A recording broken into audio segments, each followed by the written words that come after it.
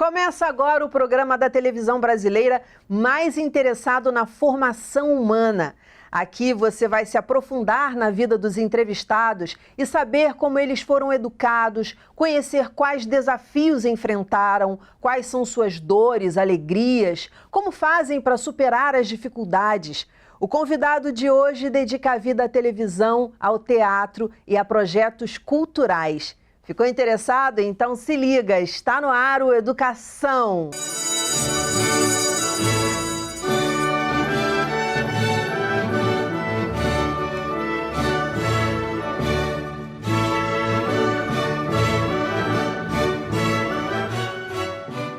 Eu vou conversar com o ator, diretor teatral, professor, doutor em literatura brasileira, fez 14 novelas, o Amu, da novela Gênesis, seu último trabalho em TV, Alexandre Damascena.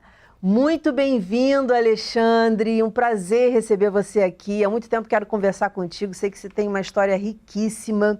E aí a minha primeira pergunta para você é: o que na tua infância inspirou a tua carreira, a essa tua escolha? Oi, Dani. Primeiramente, agradecer o convite. Uma alegria muito grande poder estar aqui partilhar com você. Então, o teatro, na minha vida, ele chegou já na minha adolescência, né? Mas desde pequeno, eu sempre gostei muito de desenho, né? Eu era apaixonado por histórias em quadrinhos, né? E acho que eu achava que eu poderia ser ou desenhista, né? Eu achava que poderia ser desenhista ou escritor. Mas aí, quando eu já estava ali com os meus 16 anos, 14, 16 anos, eu conheci o teatro vendo A Paixão de Cristo, que é muito uma tradição muito grande na periferia do Rio, né? A Paixão de Cristo da Semana Santa. E a partir da Paixão de Cristo, eu me interessei pelo teatro e comecei a fazer teatro, não parei mais.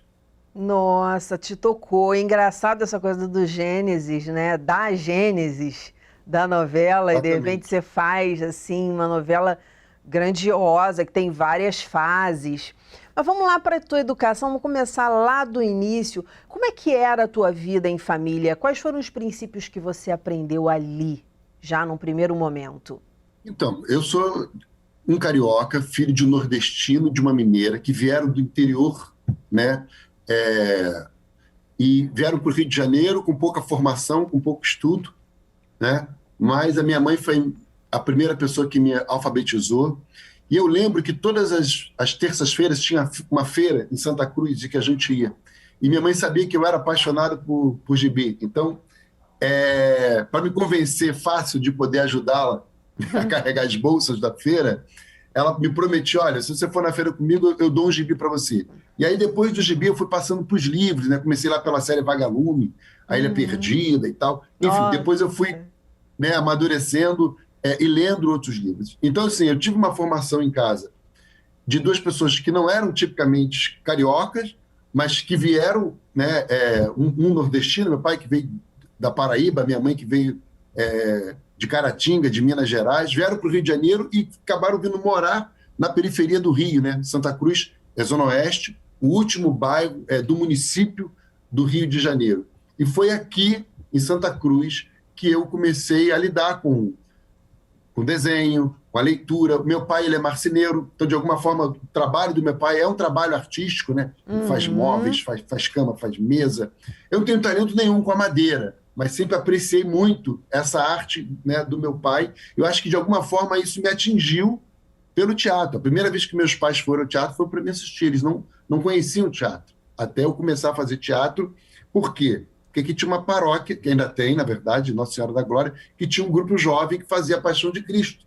Então, ao frequentar o grupo jovem, eu comecei a fazer a Paixão de Cristo ali, e ali começou meu amor pelo teatro. Eu comecei a participar dos grupos de teatro que tinham aqui na região.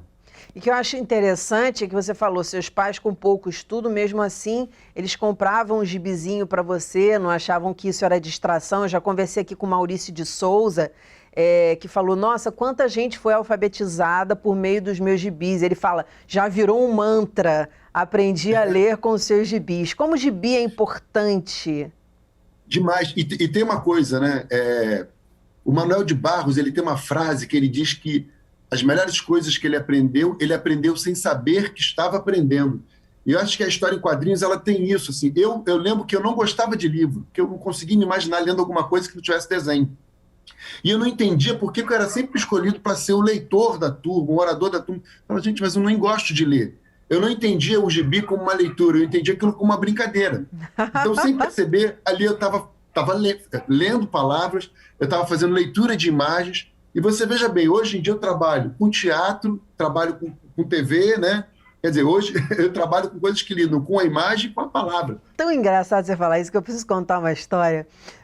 Lá com 15 anos, quando eu comecei teatro, aí o professor falou, não sei o que, a gente vai fazer assim, assim, vou propor uma atividade agora. E aí eu virei para ele e falei assim, isso eu nunca vou esquecer, eu falei para ele assim, quando é que a gente vai começar essa brincadeira? Aí ele olhou assim para minha cara, brincadeira? Porque para mim, teatro era e é uma grande brincadeira, uma coisa, não brincadeira no sentido de desmerecer a brincadeira não, porque para criança a brincadeira é um troço sério pra caramba, mas Demais. Brincadeira no sentido de ser gostoso, sabe, de estar ali. Você falou agora de brincadeira, eu lembrei disso. Qual é a figura que mais te marcou? A sua mãe, o seu pai, ou você diria, não, os dois, Daniela? Eu acho que os dois me marcaram, mas a mãe, principalmente para quem é da periferia, né, ela está muito mais presente na nossa educação, né? Porque o pai está sempre aquela coisa, minha mãe dona de casa, meu pai aquela pessoa que é o provedor, né, que vai trabalhar e vai colocar dinheiro. Então você passa a sua infância muito mais tempo com a tua mãe do que com o seu pai. Depois de um tempo, meu pai passou até a trabalhar em casa, ele montou uma marcenaria em casa e o trabalho dele passou aqui. Mas quem cuidava da minha educação no dia a dia era minha mãe, né? Então, minha mãe, com o mínimo de referências, sem leitura, o pouco do que ela sabia, muito mal sabia escrever o nome dela, né? Ela me ensinava com aquilo que ela sabia. Então, aquilo para mim era uma referência muito grande e é até hoje, né? Então, hoje, quando eu penso onde eu cheguei, né? Fazer um doutorado na UFRJ para um jovem pobre da periferia do Rio, de Santa Cruz, eu lembro sempre de onde eu comecei. E eu comecei aprendendo a escrever meu nome com a minha mãe. Então, isso é fundamental. Dar valor aos saberes, né? Ninguém sabe menos, não dá para ranquear saber. As pessoas têm essa mania de ranquear saber. Não dá. Qual a lição de vida que você traz da sua infância, da sua família, dos seus pais, e que te ajuda no momento de dificuldade que você precisa superar? Eu acho que é a criatividade. Eu acho que a gente ser pobre nesse país, você precisa ter criatividade, né? Uma dona de casa, às vezes ela acha que ela não sabe fazer política, mas sabe. Então minha mãe, quando ela dividia a comida ali para a gente, para que a coisa desse para o mês inteiro direitinho, ela está fazendo política, né? Eu lembro que quando a gente se mudou aqui para Santa Cruz, aí eu estou falando do Cesarão, né? Eu sou da Rua 50 do Cesarão, inclusive da mesma rua que morou o atual secretário de Cultura, Marcos Vinícius Faustini. Nosso secretário de Cultura é um grande amigo meu, era meu vizinho aqui em Santa Cruz. Então, quando eu cheguei aqui no Cesarão, o chão era de barro. E aí, o que as crianças faziam que não tinham brinquedo? A gente pegava aquele barro, molhava quando chovia e transformava em bonecos, bola de gude. Então, a gente sempre usou a criatividade, sempre foi a nossa revolução, sempre foi a nossa salvação. E aí, quando o teatro aparece na minha vida, ele dá um norte, porque o teatro trabalha diretamente com a imaginação, né? Você precisa pensar o espaço, você precisa pensar a sua relação com o outro, e você não precisa de muito material, você precisa do ator. Você precisa da pessoa estar ali e da sua criatividade. Então, a minha infância ela foi muito criativa, porque ela foi moldada por Maurício de Souza, por Daniel Azulay, com a turma do Lambi Lambi, vendo esses tipos de programa e usando o meu quintal, né? O Manuel de Barros, mais uma vez voltando ali, que diz que a poesia dele é uma poesia feita de coisas desimportantes, né? Ele fala, um prego enferrujado não serve mais, mas para a poesia ele serve. Para a gente, o barro era a nossa forma de fazer poesia, né? Criando aqueles brinquedos. E que ali. Legal, primeiro o barro, depois o de Barros para você, né? Exatamente, exatamente. Não é à toa que hoje eu continuo morando num bairro que não tem livraria, que não tem cinema, já teve, que não tem teatro. Eu comecei a fazer teatro nas casas das pessoas justamente por morar num bairro em que a lógica, por não ter esses equipamentos, você tem que repensar o seu jeito de atuar. Porque a lógica de quem mora na periferia, você cresce simbolicamente pensando o seguinte: eu tenho que sair daqui se eu quiser ser alguém. Porque os teatros estão no centro e na Zona Sul, os centros culturais, as melhores livrarias. E eu sempre quis fazer a revolução de, eu posso estar em todos esses lugares, mas eu quero estar aqui também. Eu quero achar um jeito de fazer aqui também. Então, a arte foi a minha grande salvação nesse sentido. Teatro e educação, como é que você faz esse link? Teatro e educação é uma ligação direta, né? Acho que não tem uma separação. O Augusto Boal, ele dizia uma coisa muito interessante, que todo mundo pode fazer teatro, até os atores.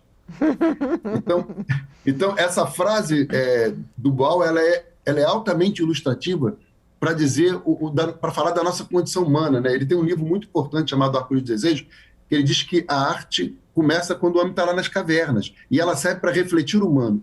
Eu acho que a educação, para ela ser válida, ela tem que ser uma educação que te liberta.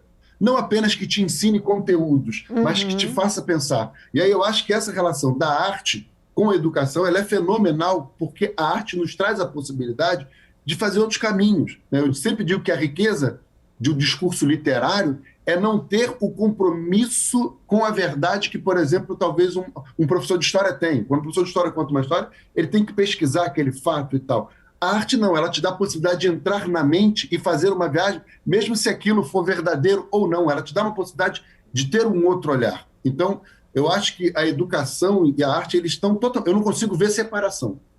Sim, né? sim. Eu acho que um professor, ele precisa de arte porque ele domina a palavra, ele precisa dominar o jeito de falar, não apenas conhecimento. Eu já tive professores, por exemplo, que falavam e não conseguiam chegar na turma.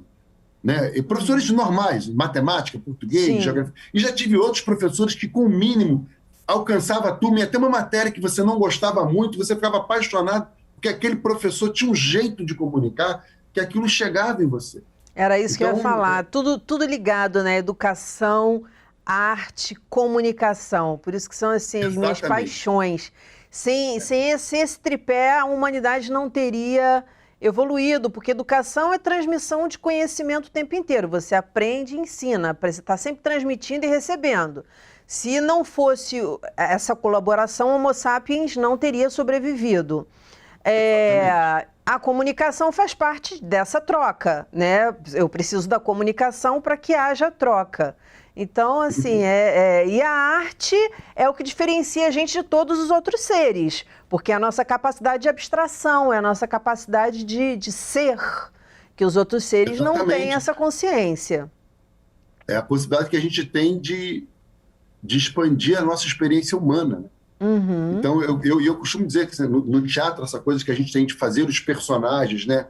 De fazer personagem que é próximo de você, de fazer um personagem que é diferente de você, de como a gente tem a possibilidade de crescer com isso. Da mesma forma como a literatura, eu tenho falado muito isso, né? Nesse momento de pandemia em que a gente está na quarentena, os livros têm me levado para vários lugares sem sair da minha casa, né? Sim. Então, tem sido esta possibilidade. Então, a literatura, o teatro, a música, a arte, de uma forma geral, ela tem essa possibilidade de nos trazer uma experiência, mesmo que a gente não tenha vivido.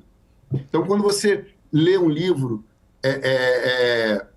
sei lá, como Vidas Secas, mesmo sem ter ido naquele local, você tem uma possibilidade de experienciar aquilo. Quando você pega um livro de um autor da periferia, falando, sei lá, Capão Pecado, do Ferrez, você tem a possibilidade de entender como que é a relação daquelas pessoas que estão naquele lugar. Então, a tua experiência humana com a arte e com a educação, ela fica muito mais rica e mais complexa. Você falou que quando lida com as dificuldades, você traz a questão da criatividade. Isso é super importante, especialmente no momento de pandemia, para o artista, que tem que estar com o público. Mas eu queria saber qual a lição que você traz e de onde você traz para superar a dor. Quando a dor chega lá, que chega para todo mundo, o que você traz dentro de você que te faz passar por aquilo? Olha, é uma resposta não tão fácil, né? Porque, primeiro que a gente está falando da nossa dor, né? É difícil falar da dor do outro. Sim. Né? Por mais que a gente tenha... que a gente se prepare para uma dor grande, que a gente tem que se preparar psicologicamente, a gente só vai entender isso no momento em que a gente passa por isso. Né? Eu tento, né, na medida do possível, pensar que, infelizmente ou felizmente, passaremos todos por momentos de dor. Da mesma forma como teremos momentos de alegria, teremos momentos de dificuldade. E a gente tem que tentar ter uma serenidade para poder superar isso e entender que faz parte da vida. Né? A gente não tem como fugir. Ao contrário, a dor é uma possibilidade que nós temos, inclusive, de crescer, de aprender. Eu vi uma matéria uma vez, não lembro qual foi o programa, que falava sobre algumas pessoas que eu não sei o que acontece, elas têm uma doença que elas não sentem dor.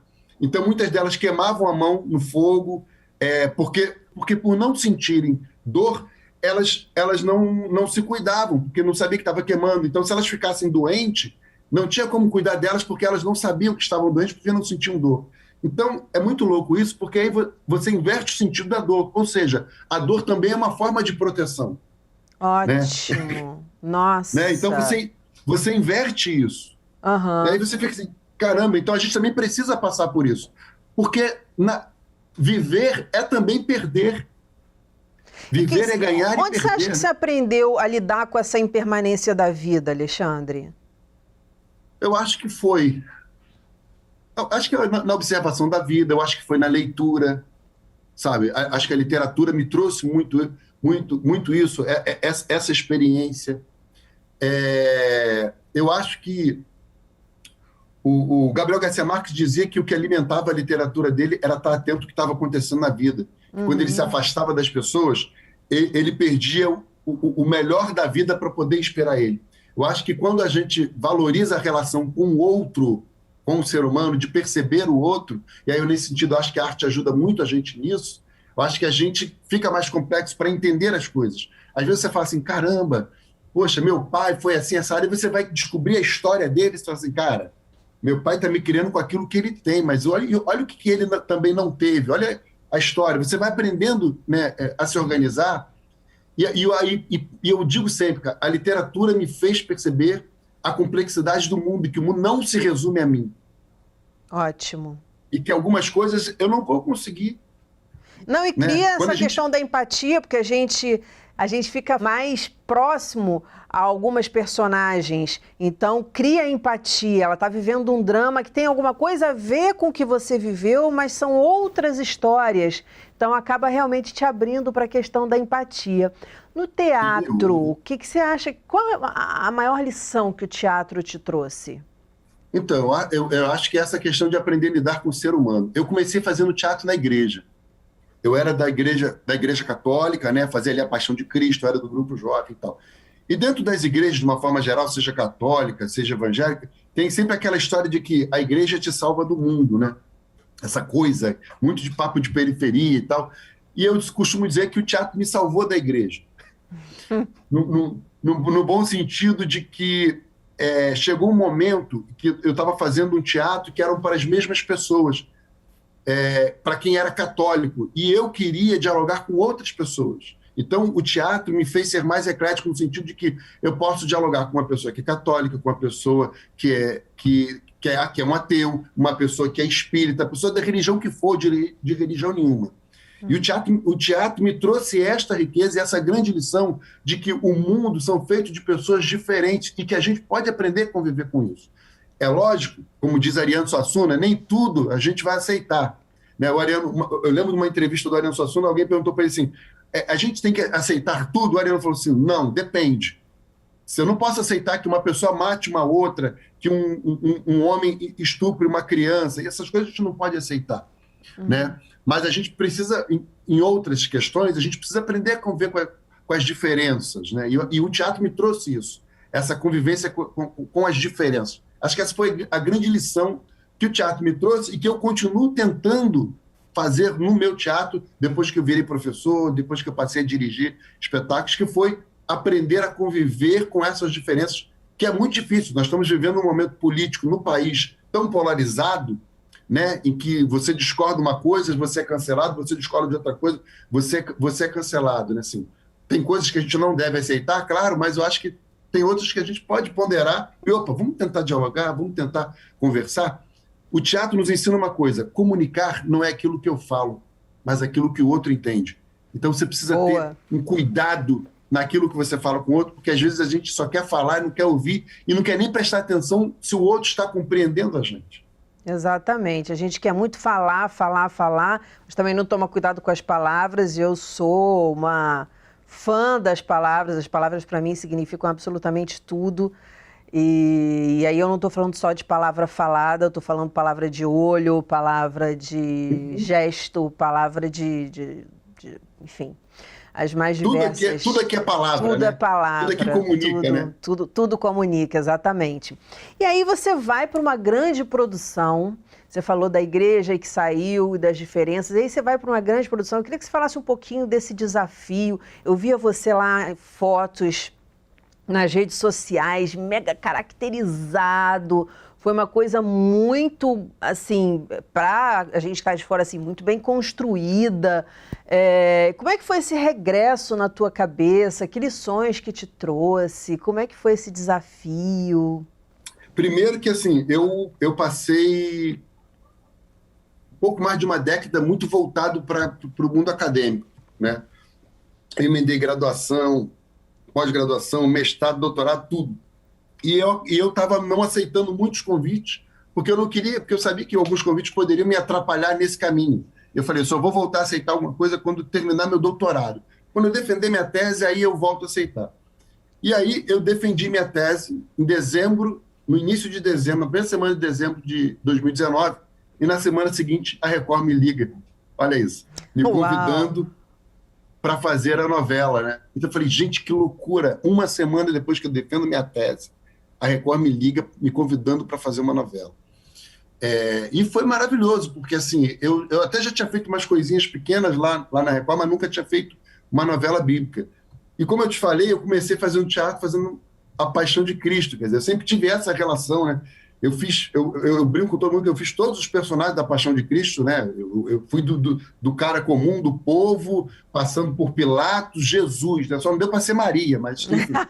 Você sabe que eu pensei nisso enquanto você estava falando? Pois é, só não deu para ser Maria, mas eu fui Jesus. E aí, de repente, a Record me chama para essa grande produção Gênesis, eu não tinha noção do que era, mas assim que eu cheguei lá e vi o número de atores, vi aquela produção, vi aquele cenário, aqueles figurinos, tudo escolhido muito a dedo. Então foi uma experiência maravilhosa poder fazer essa novela, uma novela grandiosa que bateu todos os recordes. Se eu não me engano, são em torno de 250 atores, né, que foram convocados para fazer a novela, os cenários imensos, uma pesquisa de cenário maravilhosa. Eu amei, e essa coisa da caracterização para a gente que é ator é muito gostosa, né? Porque a primeira coisa que eu cheguei lá, o pessoal da arte falou assim comigo, você tem algum problema de raspar a cabeça? Porque o teu personagem ele vem de uma região em que os homens raspavam a cabeça. Eu falei, não tem problema, já passaram a máquina. Aí passaram um lápis no olho, e aí eu pensei, esse lápis no olho é por quê? Porque na época deles, esse seria o óculos deles. Não existiam os óculos, mas eles passavam isso para proteger a vista do sol, porque eles andavam por regiões de deserto. Então, aquele lápis no olho, ele não era uma coisa estética, ele era por uma questão de que protegia os olhos. Eu não sabia disso, falei, caramba, que interessante. Mas era tipo um lápis ou mais uma sombra, um pó? Porque quando a mulher imagina eles passavam um lápis aqui, depois dava uma espalhadinha assim, né? Tinha uma sombrinha aqui, mas tinha um lápis também. Né? Então, assim, umas coisas muito interessantes. E assim, o tratamento da direção, o elenco, né? A gente virou amigo. O Ângelo Paz Leme, que eu gravava mais com ele, porque o Amor, ele começa a novela como um vilão. Eu fui contratado para matar o personagem que era o principal. A novela tem várias fases. E aí eu acabo virando amigo dele. Em vez de matar ele, eu acabo virando amigo do Terá, que é o personagem do Ângelo Paz Leme. E a gente mesmo, nos bastidores, acabamos virando amigos. A gente se fala até hoje, depois da novela, a gente troca muita ideia. O Ângelo é apaixonado por literatura, então a gente trocava muita figurinha sobre autores brasileiros e tal. Então foi uma experiência muito interessante e eu espero que eles me convidem de novo, porque eu gostei muito. Deve ter sido assim um mergulho na história, você deve ter feito muito laboratório, deve ter aprendido muita coisa durante essa novela. A gente fez muita preparação de elenco, né? A Record, ela tem vários preparadores de elenco, então a gente teve que aprender a lutar espada. Eu nunca tinha pego numa espada na mão, então a gente tem que aprender. Então uma equipe de dublês maravilhosos. todas as lutas, né? O meu personagem, ele morre na novela, então tudo muito bem ensaiado, coreografado. Foi fantástico, foi uma experiência realmente incrível. E aí as pessoas podem estar se perguntando, aprendeu a lutar a espada, mas não vai lutar a espada na vida? Mas essas coisas que a gente vai aprendendo vão abrindo portas na gente, né? Eu falo de portais, vão mexendo com o corpo, e corpo mexe com mente. Isso é um processo assim maravilhoso, lindo. Então, quanto mais a gente puder aprender, melhor. E agora, para finalizar o programa, porque infelizmente esse programa passa voando, papo super gostoso. Eu sei que você tem uma filhinha e a pergunta que eu faço para você é a seguinte: como você acha que um ser humano deve ser educado? Eu acho, enfim, eu tento educar a minha filha para ser um ser humano propositivo. Eu sempre digo que quem mora na periferia é muito acostumado a... Eu lembro que eu cresci assim, você tem que aprender um pouquinho de cada coisa porque a gente nunca sabe o dia de amanhã. E a gente não se profissionaliza. Eu acho que a gente tem que ser um ser humano. Eu, pelo menos, tento educar minha filha para ser uma pessoa que respeite as diferenças. Que ela se sinta livre para ser o que ela quiser ser, com confiança, né? Que o pai dela e a mãe dela vão trocar com ela, aceitar, e que ela respeite o outro. Eu acho que a gente está vivendo um momento muito complicado da não aceitação do outro. Essa coisa que a gente está tendo do cancelamento é muito complicado. Então, eu educo a minha filha para ser alguém que sonhe. Eu acho que é isso que a arte traz para a gente, sabe? Sonhar. A gente precisa sonhar, porque é somente o sonho que nos movimenta, né? E que faz a gente ser humano. Porque minha gatinha e meu cachorrinho não estão lá sonhando. Eles sonham de noite. Vejo mexe a patinha, não sei o quê, mas não é esse sonho que não é desse sonho que a gente está falando. Alexandre, muito obrigada pela entrevista, por esse papo maravilhoso que a gente teve. Quem quiser conhecer mais seus projetos, você quer deixar um endereço aqui? Então, pode me visitar lá no Instagram, @AlexandreDamascena, número 5. Tem lá o Instagram do meu grupo de teatro, Companhia do Invisível. E tem o Fábulas da Vida, que é um projeto que eu faço com a minha namorada, que eu pego fábulas e trago em diálogos para as pessoas hoje da vida. E que a gente começou há um mês, em homenagem ao teatro, e está dando super certo, assim. Foi o jeito que a gente achou de tentar fazer teatro na pandemia, né? Um teatro online. Parabéns pelo trabalho, sucesso. Volte mais vezes para a gente conversar, porque educação nunca se encerra em 28 minutos. A gente tem mais coisa para conversar e a gente vai se falando aí pelas redes sociais. O nosso programa fica por aqui. Na segunda-feira que vem tem muito mais às 9 horas da noite. Educação, se você não se envolver, não cola. Saúde, saúde, saúde e até lá!